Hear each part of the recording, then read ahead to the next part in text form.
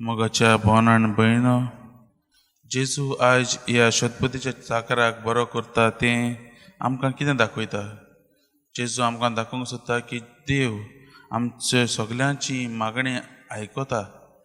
आमी जी मागणी भावार्थी काळजान केल्ली आसा ती देव आमची आयकता आनी ती तांचें फळ आमकां दिता. पयल्या शेकड्यान हे शतपती जे आसले रोमकारांचे, रोमन सेंच्युरियन म्हणटा तांकां, ते जावन आसले कमांडींग ऑफिसर. आनी ते रोमकार फौजाचे एक खांबे कशे. आनी तांच्या काल जायते लोक काम करताले. ताच्या काला जायते शिपाई आनी जायते सैनीक आसले.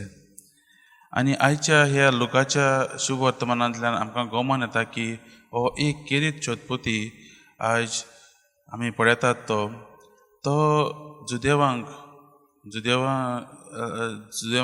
मान आनी रिस्पेक्ट दितालो. तांकां तांचे परंपरा, तांचे चाली तो मानतालो. आनी आमी शुभ वर्तमानांत आयकलांय बी की ताणें तांकां देवस्थान देखून बांदून दिल्लें. देखून आमी पळयता ह्या शतपतीचो संबंद जुदेवां लागीं तो तांकां बरें मानान आनी रेस्पेक्टान लेखतालो तें आमी पळयता.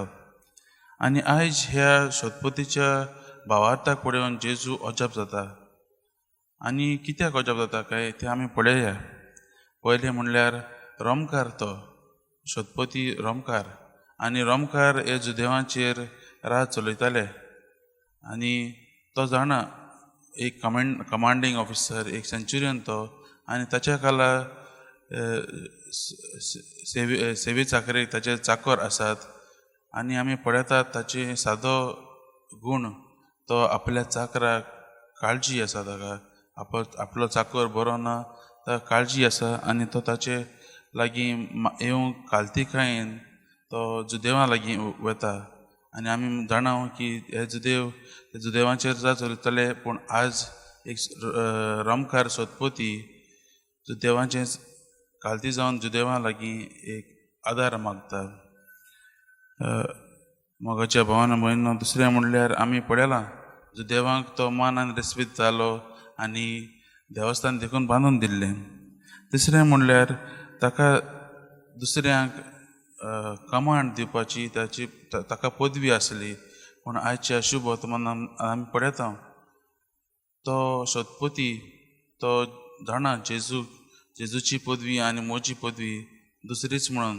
आनी तो मानून घेता की जेजूक लागीं ती पदवी आसा, असली पदवी आसा जाच्यान आपलो चाकर बरो जातलो. आनी चवथो म्हणल्यार ताचो भावार्थ. तो जेजूक मेळोंक येवना. तो जाणा आपूण जेजू लागीं उबो रावूंक फावना. तो जेजूक लागीं आपल्या इश्टांक धाडून दिता आनी म्हणटा म्हज्यान तुजे लागीं उबो रावूंक पुरतो ना. आनी तो जाणा आपली शक्ती आनी जेजूची शक्ती मदें जायतो फरक आसा. आनी जेजू लागींच ती शक्ती आसा जाच्यान आपलो चाकर बरो जातलो. असलो भावार्थ पळोवन कोण तरी अजाप जावचो ना. म्हज्या भावान भयणो, आमच्या जिवितांत आमी असलो खोल भावार्थ आसूंक गरजेचो. हो आयज शतपती आमकां ह्या आयच्या वाचपांतल्यान जायतें शिकयता. आनी जेजूय ह्या शतपतीचो भावार्थ पळोवन अजाप जाता तें आमी पळयता. मोगाच्या भावान भयणो, आमचो भावार्थ तर ह्या शतपती भाशेन आसलो जाल्यार आमी एक व्हडले दोंगराक देखून हालोवंक पावतले. आनी जेजूक अणभवूंक गरजेचें. जेजूचीं उतरां आमी आयकून आनी आमच्या काळजांत आनी आमच्या जिवितांत येवंक गरजेची. आमी सदांच पवित्र पुस्तक वाचतात. पूण जेन्ना आमी वाचतात तेन्ना तें आमी आमच्या काळजांत घेतात वो ना, तें होच प्रश्न आमी आमकांच करूंक जाय. मोगाच्या भावान भयणो, ह्या शतपतीन फकत जेजूचें आयकलें आनी ताणें जेजू लागीं आदार मागूंक रोखडोच तो येयलो. ह्या शतपती भाशेन भावार्थ आमचो गोठ करूंक आयज आमी प्रयत्न करुया.